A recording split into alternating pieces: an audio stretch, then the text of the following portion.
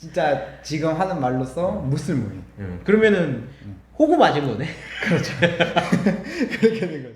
국내외 모든 아이템을 리뷰하는 아이템TV 오실장입니다. 오늘 택배에 대한 이야기를 시작하려고 합니다. 특별하게 이 친구를 이 자리에 같이 오게 된 이유가 뭐냐면 되게 젊은 나이임에도 불구하고 적지 않은 돈을 벌고 있기 때문에 좀 얘기를 나눠보려고 합니다. 소개 간단하게. 안녕하세요. 송탄 살고 있는 25살 조정환이라고 합니다. 그 나이가 25살이면 솔직히 이 택배가 돈을 좀 많이 버는 업종이긴 하지만 그 나이 때문에 솔직히 다른 친구들은 놀기도 많이 하고 술도 자주 마시고 하는데 너 같은 경우는 이제 술도 잘 안 마시고 항상 보면 일을 너무 열심히 하고 있어가지고 그거에 대해서 얘기하고 싶어서 어색해하지 말고. 이 친구가 택배 시작한 지가 2년 됐고 지금 현재 버는 수입이 500 벌고 있습니다. 그 500이란 돈이 큰 돈이잖아 어떻게 보면. 네. 그게 큰 돈이잖아.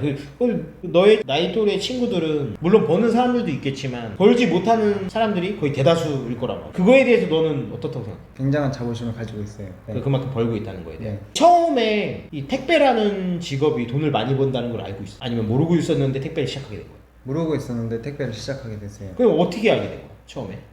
택배를? 처음에 카테고리가 있는데 알바천국 같은 사이트에? 네. 거기서 이제 수입을 정하는 게 있고 아 버는 수입을? 네, 번 수입을 이제 300 이상으로 잡았죠. 남자는 이제 통이 커야 돼. 돈을 많이 벌기도 싶었고 저는 이제 어머니랑 이제 동생을 가족 부양을 좀 해야 되는 입장이라서 군대 전역하고 나서부터 해야 돼. 네. 그다음에 직업은 무관 그렇게 해서 찾아보니까 제가 알고 있던 그 택배랑 이제 월 400에서 500 정도 벌 수 있다는 거랑 일치하게 돼서 지원하게 돼가지고 아 그러면은 알바천국에 그 사이트에 들어가서 네. 월 수입 300 이상 벌 수 있는 카테고리를 클릭하고 그 다음에 직업이 뭐가 됐든 상관없고 300 이상만 벌었으면 좋겠다고 해서 그걸 선택한 거 아니야? 근데 거기에 이제 택배가 걸린 거야? 네. 그래가지고 이제 택배 시작했는데 그럼 처음에 너 그때 예전에 얘기해 준 걸로는 물류를 끼고 들어갔거든. 네. 그치? 물류 끼고 들어가면은 기본으로 처음에 택배 시작한 다른 사람들하고 어떤 차이가 있는지. 보이지 않는 돈이긴 하지만 제가 내야 되는 돈인데 기본 마이너스 1000만 원부터 시작하고 들어가는 거예요. 물류를 끼게 되면. 그 이유가 뭐냐면 그냥 일반 탑차를 사게 되면 2천만 원 정도 가량 구매할 수 있어요. 근데 물류센터를 끼고 들어가면 일반 탑차도 살 수 있고 냉동 탑차도 살 수 있는 그 두 개가 있어요. 근데 이제 그 물류센터에서 냉동 탑차를 사라고 권유를 많이 해요. 거기에서 하는 말이 물건 들어가는 양은 똑같아요. 똑같은데 냉동 탑차를 사야 물건을 더 많이 실을 수 있고 더 이렇게 원활하게 할 수 있다라는 걸 거기서 얘기해 줬어요. 그런 식으로? 네. 그럼 어떻게 보면 그거 사기잖아. 맞죠? 사기잖아. 사기죠. 그 어떻게 보면 그건 확실하게 얘기해줘야겠네. 너도 지금 알고 있잖아 이미. 우리가 쓰는 택배차들이 거의 다 하이탑을 많이 쓰잖아. 네. 근데 이제 우리가 쓰는 이유는 짐을 좀 더 많이 실게 하기 위해서. 근데 네. 냉동탑차는 크지가 않잖아. 네, 똑같아요. 그치 똑같지.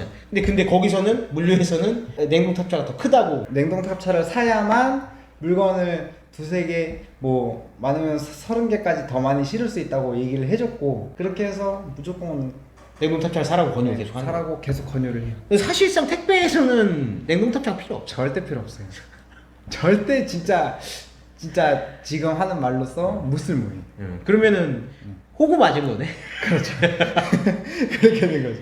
지금 문제는 뭐냐면 이 택배에 대한 관심을 많이 갖고 계셔서 네. 택배를 알아보시는 분들이 많은데 이 물류를 끼고 들어오시는 분들이 그렇죠. 빚을 깔고 들어가는 거냐 말이야. 네. 산 차값이 훨씬 다른 사람들에 비해 더 많이 비싸게 주고 들어간 거야. 나중에 그걸 알았을 때 어땠어 기분이? 굉장히 살기 싫어졌고 인생이 좀 재미없다 느껴졌고 아 왜 살고 있나 내가 진정히 이 일을 해야 하는 건가 라는 생각이 들었어요. 그 당시에 그래서 처음 이제 물류센터에서 그래도 뭐 지역 배정 같은 거를 네. 그쪽에서 해준 거야? 그 물류센터에서 그냥 다 알아보는 거예요. 그냥 알아보.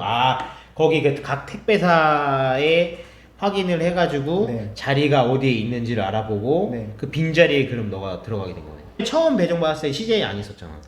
네. 그치? 한진택배로. 한진택배에 있다가 거기 있다가 이제 옮기게 된 거잖아. 네. 그럼 한진택배 처음에 있었을 때는 어땠어? 거기는 구역이 되게 넓고 배달하는 시간에 비해 물건이 그렇게 많이 배송을 못했어요. CJ랑 한진이랑 차이는 CJ부터 얘기하게 되면 구역은 좁은데 많은 물량이 나와요. 이게 아무래도 업계 1위다 보니까 네. 물량이 네. 엄청 많아서 네.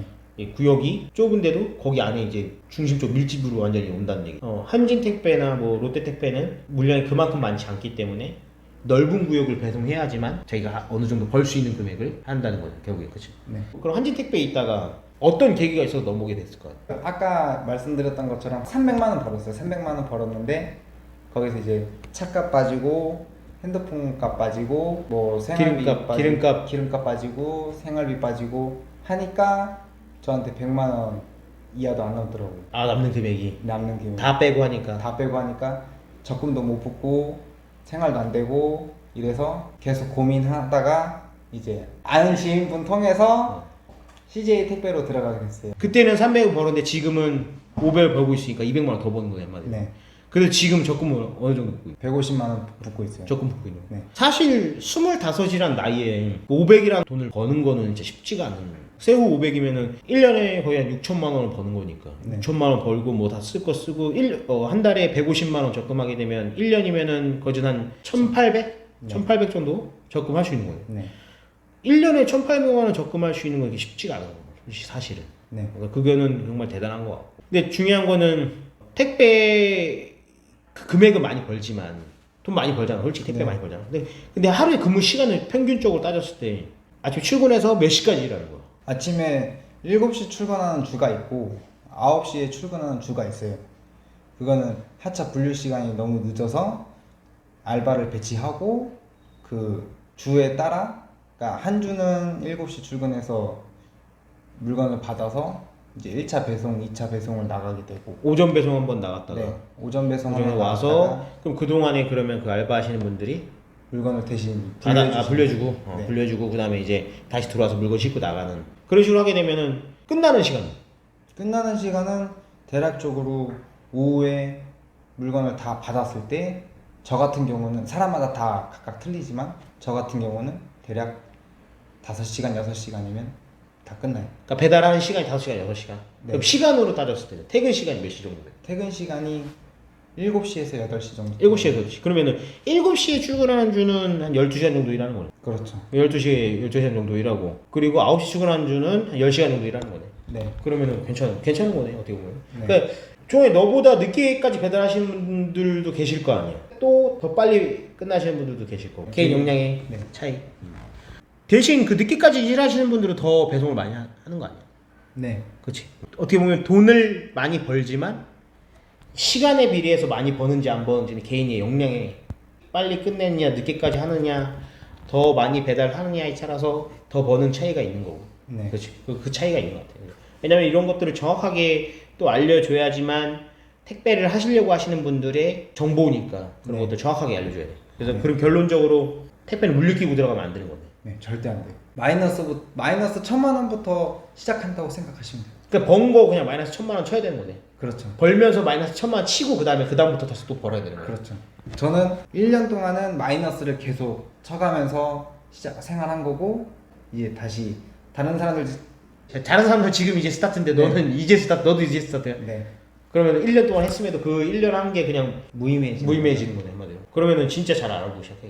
그러니까 왜냐면 이런 것들을 정확하게 알려줘야지만 지금 이미 택배 하려고 하시는 분들 대기가 있는 걸 있을 정도니까.